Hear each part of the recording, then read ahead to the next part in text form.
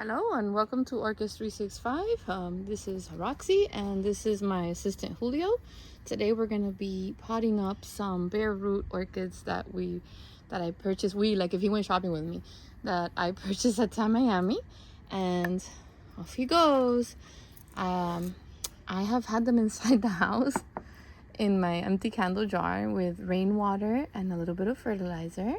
So I've been plumping them up. I wanted to show you, this is one of my hacks when I purchased bare root, although these bare root had already a pretty promising root system going. So we're gonna put these in a pot and we're probably gonna go ahead and mount the busy bee one. So without further ado, let me get all my stuff together and let's start. Hello and welcome to Orchids 365. My name is Roxy. Welcome to my channel. For a more proper intro, we will be potting up a bare root dendrobium, which I believe is the dendrobium star. I'll put a stock picture, and we will be mounting the See the Busy Bee that I got on my beehive panel. So my assistant has decided to bail on me and sunbathe up there, so let's get to it. So I had to relocate because I feel like for the purpose of giving you a better visual of what I'm doing and sounds, because my microphone ran out of battery and this is the only chance I have to do this. So I'm gonna speak as loud as I can and I hope that you can hear me and you can see everything very well. I'm going to go ahead and revisit this that I said. It's been since the weekend of Tamiami, sitting in a little bit of seaweed, a little bit of rainwater, and I showed this in the haul video. I bought 3 pieces because they were $10 bare root, and the picture of the dendrobium was gorgeous. So I was like, you know what? A new fun dendrobium, why not? So I have these 3 beautiful looking, very healthy pieces. When you buy bare root, it can always be a gamble. Sometimes when you open up the packaging, you find yourself having an intensive care situation where you have to really monitor. In those cases, I would leave them in water longer with seaweed and with whatever you put in it. Some people even use Super Thrive. Sorry, I stopped talking because I'm like, they're not gonna hear me. Some people do put, I don't really feel like I need to, but you never know what the situation is. And I try to avoid buying too much bare root, but sometimes you guys, we just can't help it. So these are pretty good. I found from when I was making my anniversary pots, I found this one and I thought it was fun because the dendrobium is white with a subtle little splash of color. So I thought, let's put it in a fun pot, because usually if the flower has a lot going on, I'll stick to neutrals. So I have prepared my mix. I use chunky pieces of charcoal. I use orchiata bark only. I use sponge rock or packing peanuts, and I mixed a little bit of dendrobium mix that I got at Ophi's, which has a coconut core, little pieces, and I just mix it in there. So we're gonna start by backing the camera up so you guys can see what I'm doing. All right, there you go. I think you got a better visual.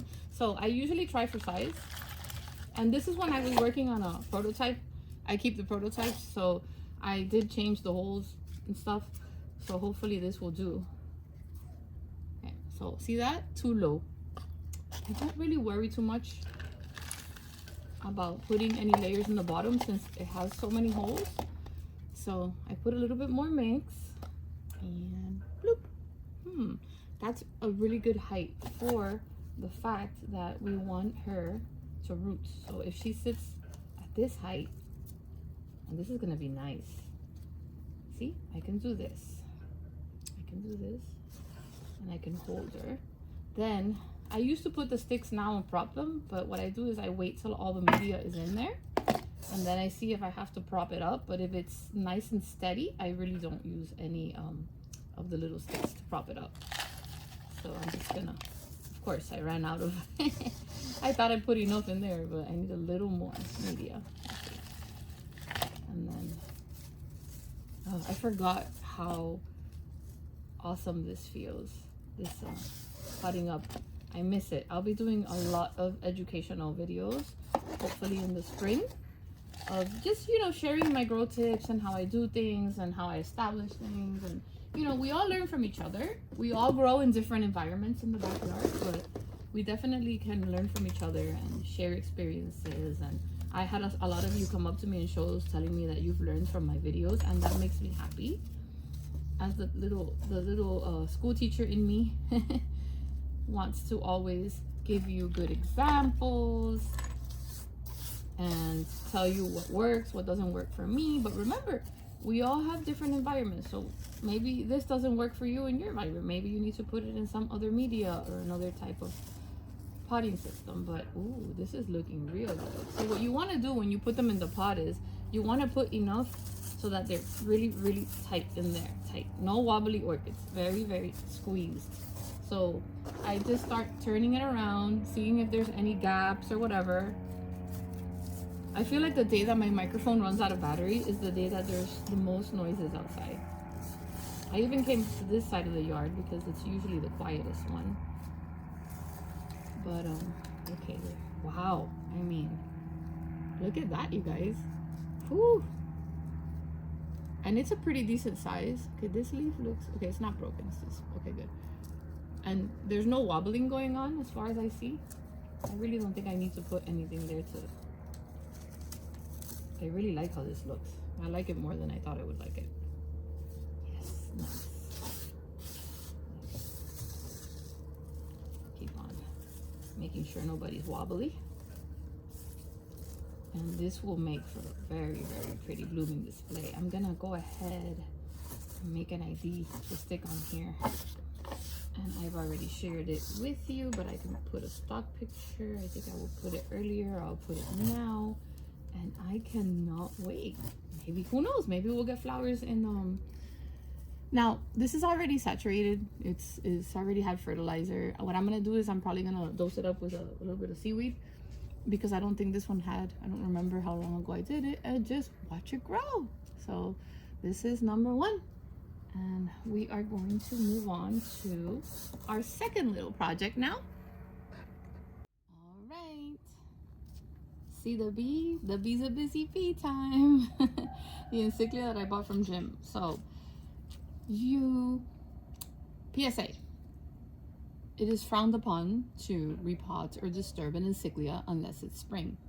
However, my collection is big. I need to put this on a mount because the pot is light. It's gonna roll around. I'm gonna lose it. Who knows? It's gonna, so yeah. Do as I say, not as I do. So yeah, I'm not telling you that you can do this. I know some of you do it. I mean, I have to do it because this is just how I am. I have to. So yeah, anyways. I just wanted to put that out there. I'm not doing this video to tell you guys to like touch. There's a lot of things that I'm not touching that I bought that are sitting fine in a pot that's not going to topple over and it's firm or whatever. I'm not touching that till spring, and I'm repotting them with you guys, which are the bigger ones. The Laelia is in a very stable pot. The Calea is in a big pot. But this one, I have to do it. I have to do it. Unfortunately, I ran out of the New Zealand fern. What am I thinking about? Moss. So this is not my favorite moss, but in an effort to help it stay hydrated and push out roots, I'm gonna use it. So I'm gonna give this a gentle squeeze. She seems to be very well rooted. Okay. And then, oh, see, I'm glad I'm doing this. While some people do use shredded fern, it does not go well. So I'm so, you see, so glad I'm doing this. So for probably a greenhouse environment, this seems to be very thick pieces of shredded fern. This would work, but this would kill my plant. So yeah, I'm glad I'm doing this. I really only have one in this, and it's a bulbophyllum, and it needs to be, you know, constantly in moisture. But I'm so glad I did this. See, guys? Oh my gosh, she's adorable. The roots are beautiful. I love it. Very beautiful, very healthy, already blooming size. There's a new growth here. We want to be extra careful with it. Notice in my hive panel there's a big drop in the middle. You can use it like so. I prefer to put it like this because I use the S hooks to hang it, and it works well. So what you want to do is you want to kind of like work with it, right? You're like, okay, the new growth is here. Maybe I put it off to the side. Later there'll be growths coming out both sides, and that's fine. You might think I'm over mounting it, but this baby is gonna grow, and I like how that looks. So what you want to do now is, I'm going to lower the camera, okay, so that way you can just see what I'm working with.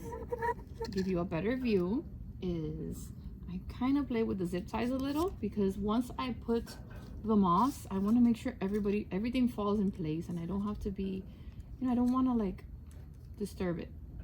Once you get a good, there you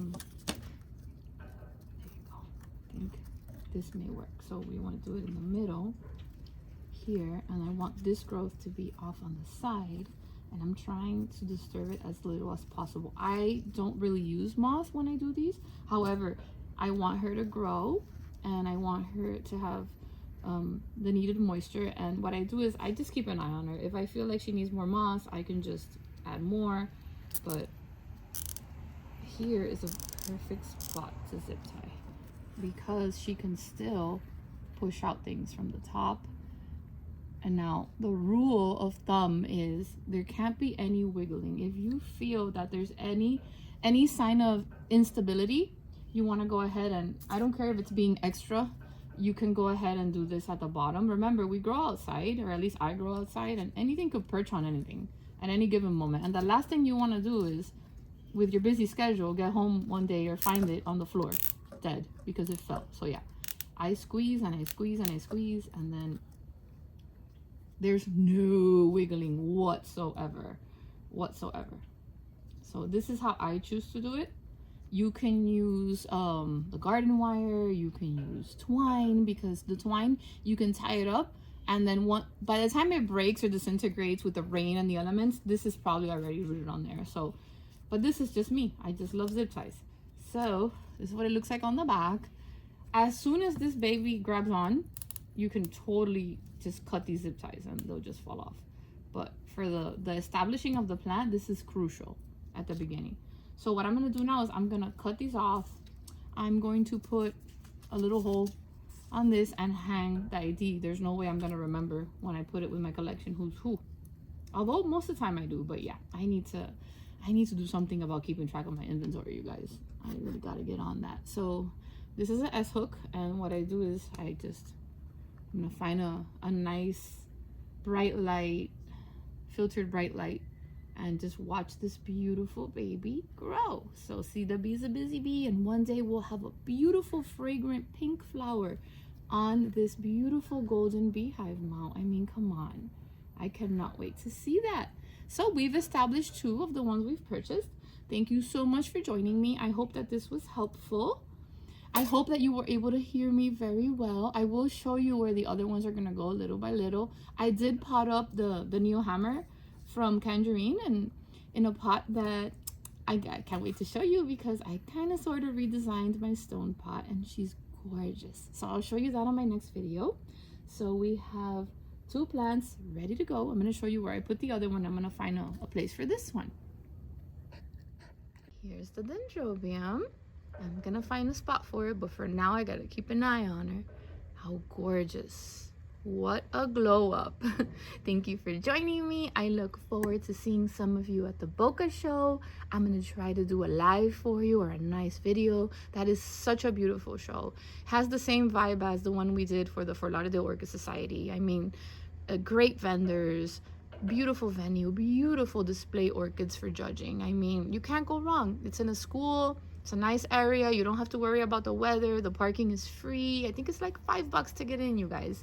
So I might see some of you there. I might be taking a pot that you've never seen before. So yeah, that's exciting. Always remember to please be kind. Don't forget to hit that like button and subscribe. Thank you, guys.